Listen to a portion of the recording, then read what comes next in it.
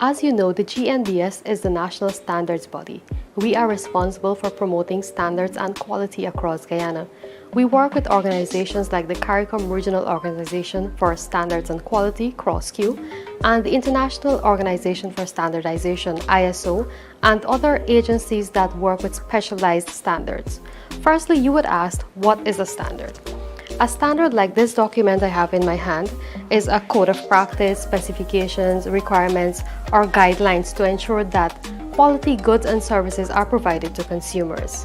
Welcome and thank you for joining us. I am Bibi Katoon, Communications Officer at the GNBS, and I have two wonderful technical officers from our Standardization Department, Ms. Joanne Belschit and Ms. Selena Arjun. Thank you for joining us. Thank you. Yes. Thank you for having us with you. Okay, and can we get right into it? Tell us why standards are important. Standards are important because they help to improve the quality of goods and services available to consumers. Yes, and also the standards are important in that they ensure public and industrial welfare, health, and safety. Standards guide the labeling of products. For example, we have this electric kettle, and you will notice on the bottom of this kettle it includes certification mark, the voltage at which this can be used, and the country of origin as well as the brand name. It is important for users to read these information when purchasing items so as to ensure that it meets the requirements that you're looking for. How is it that we go about deciding to develop a standard? We go about deciding to develop a standard once a request comes in from any interested bodies, whether a consumer organization or manufacturer or a regulatory agency.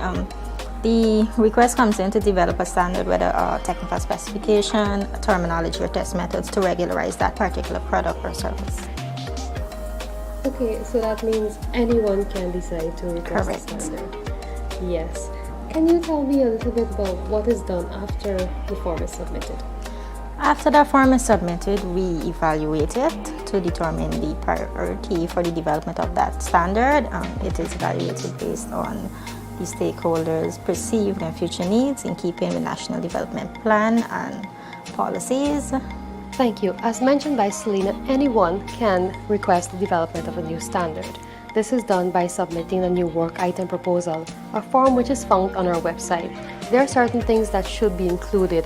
For example, the form which looks like this, it asks for your name and your contact information, a justification of why the standard is required, the purpose of the standard, of course, if there are certain things that should be covered by the standard and certain things that should not be covered by the standard, and also if it's a product, certain dimensions that you think should be included in the standard, among other information. Yes, Selena, so what happens after a proposal is submitted? After the proposal is submitted, we evaluate it to determine the development for that standard. It is evaluated based on the stakeholders' future and perceived needs in keeping with national development plans and policy, and also the social and economic importance for the development of that standard. The standard is sent to our National Standards Council for consideration whether to approve or reject that proposal. If it is rejected, we inform the proposers and the reasons for the rejection. If it's approved, it is assigned to a technical officer like myself or Joanne, and we start by preparing our project plan for the development of that standard.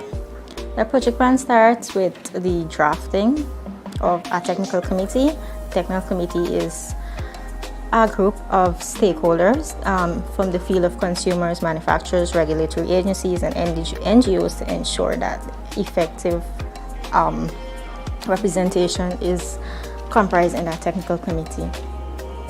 That's a mouthful, and seems like the standardization department has a whole host of work to get completed. Yes, we do.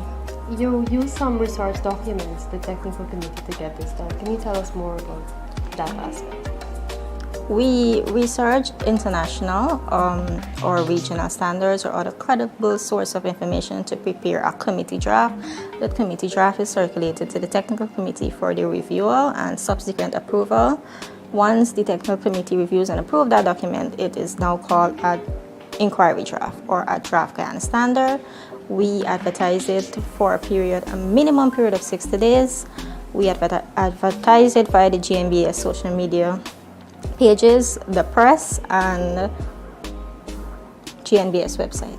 That 60 days you're speaking about, that's public consultations where anybody from the public can make their comments about the standard when they'll be affected by a standard, I presume. Yes, during this stage, the public consultation phase, what happens, as we said, the standard is advertised for at least 60 days. At this stage, we invite all stakeholders, the general public, to review the document, which we post on our website. Right, the draft is there available on our website, and a comment sheet. And any person during this time can review the document and submit their comments to us, the GNBS, well, into the standardization department. Right, and in that way, the public helps to develop the standard. Because if you remember, at the committee phase, we only have a small group of stakeholders at the table. But when we move to inquiry, a larger group of stakeholders can participate. Thank you, Joanne, for taking that question. Can you help us out with what happens after the 60-day period? What happens is all of the comments that would have been received from the public, we put them on a comments sheet and we bring them to the committee to dispose of the comments. That means the committee will address each of the comments, they will review each of them in turn and determine if the comments are valid or not. If the comment is valid, they may make those changes in the draft standard, and in this way the public comments are used to develop the national standard. After that, the final draft is prepared when the disposition of the comments is completed, right? And the final draft is sent to the National Standards Council for approval as a national standard. And there you have the standardization process. I must mention that the National Standards Council that Joanne referred to is the governing body for the GNBS that has the final approval. There are, Joanne, I understand, standards, international standards that we may adopt in some cases. Can you explain a little bit more about that? Yes, in the case where there is an international standard that is needed for the adoption as a national standard, what happens in this case, it is put before a committee again, and they will decide we will just develop this standard as is. We will just adopt it as is. In this case, we don't advertise it to the public for 60 days. We just advertise for 30 days, informing the public that this standard will be adopted as a national standard. The GNBS works in collaboration with regional and international bodies, as I mentioned before. So it might not be the smartest thing to go and, what we say, reinvent the wheel. That's exactly it. Yes. So if there's a standard relating to a product, somebody wants a standard for here. Yes. We do a research. Yeah. Thank you, Joanne. And as time changes, are these standards updated? 5 years after the development of a standard, this standard becomes eligible for review. And what this is, we send the standard out to stakeholders and we invite them to browse, view the document, and they will fill up a form, and in this form they will detail if they find that this standard needs to be updated. They will say what changes needs to be made, and this was done just to keep up with changing technologies that may have developed in the last few years.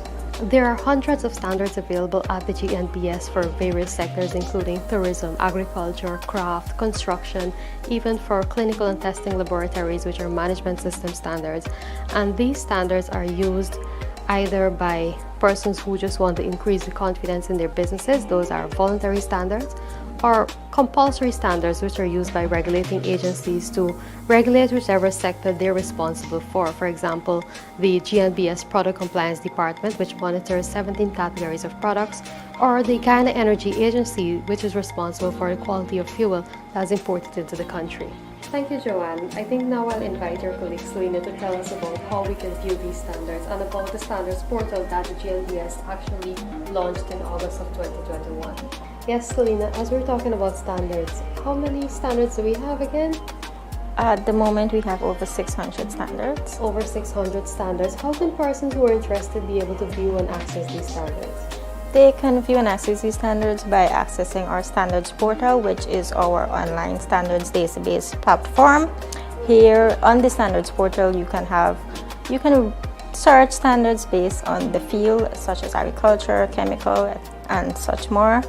And also on the portal, you have a scope of the standard. So you just have a preview to see if the standard is applicable for you. You can see the applicability and the limitations of that standard. And of course, cost, because persons are always interested in how much it will cost. Correct. So you can call in and you can get that cost, or I believe the cost is also on that website. Also, you can visit us, and we have information officer readily available to assist you. You may ask why we are telling you about standards now. The simple answer is because standards impact all aspects of your life. For example, if you're going to purchase a shoe, the size of that shoe is included on the box, on the labeling, and that is important so you would know which shoe to purchase. This was made possible through the implementation of a standard across the sector that ensures that all shoes are labeled a certain way. Standards, it is the start of the year, it is basically the end of the first quarter, and we would like more persons to submit proposals for new standards to be developed. And of course, if you have questions, to contact the GNBS and let us help you to implement standards. Yes, that was quite a mouthful on standards, and I'm sure our viewers are more knowledgeable about standards, its importance and its effectiveness. Joanne and Selena, any closing comments before we go? Yes, indeed. I would like to encourage all of our stakeholders to review the standards needs within their organizations and submit more NWIPs to us at the GNBS. In submitting NWIPs, you submit a proposal to develop a new standard, and in this way, it's our job to help you get national standards developed. I would just like to encourage the consumers or any interested bodies to attend our public consultation sessions where we inform you of the requirement of the standard, so you, the consumer, or any interested body can be familiar of the product or services you are accessing. Thank you, Joanne and Selena, and of course, I've also learned a lot during this interview. Of course, the public consultation process that was spoken about, persons are encouraged, as Selena said, for them to participate in the process, because there are many instances where standards benefit you and standards impact your life. So having an input in what is said or what is included in the standard will benefit.